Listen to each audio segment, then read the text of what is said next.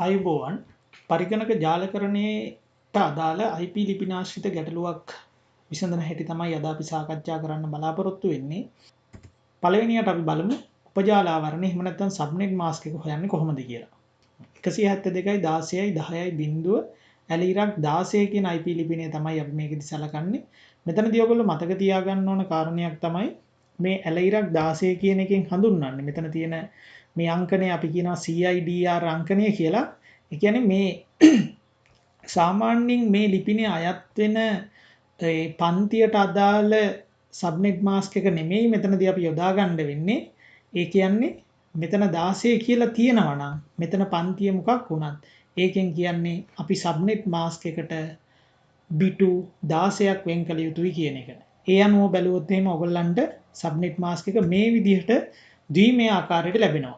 ඒ කියන්නේ මෙතන 16ක් තියෙන නිසා අපි මෙතන බලන්න මේ 8 කොටස් දෙකක් එහෙම නැත්නම් බිටු 16ක් සබ්නෙට් මාස්ක් එකට වෙන් කරලා තියෙනවා. මේක අපිට හඳුන්වන්න පුළුවන් කස්ටම් සබ්නෙට් මාස්ක් එකක් විදිහට.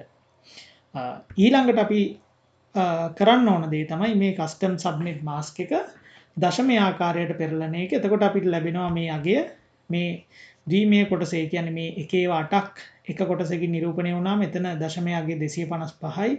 මෙතන 255යි. මේ තැන් දෙකෙන් බිඳුවයි. ඔන්න දශමය ආකාරයට අපිට ලිව්වහම 255යි 255යි බිඳුවයි බිඳුව කියන අගය ලැබෙනවා. ඊට පස්සේ අපි බලමු කොහොමද ජාල ලිපිනය හොයන්නේ කියලා.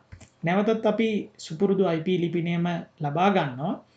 පළවෙනි පියවර තමයි අපි මේ IP ලිපිනය ද්විමය ආකාරයට ලියා ගන්න ඕන. ද්විමය ආකාරයට ලියා ගන්නකොට ඔයගොල්ලන්ට සිද්ධ වෙනවා එක් එක් අෂ්ටමය කොටසේ තියෙන මේ දශමය අගයන් ද්විමයට වෙන වෙනම පරිවර්තනය කරන්න.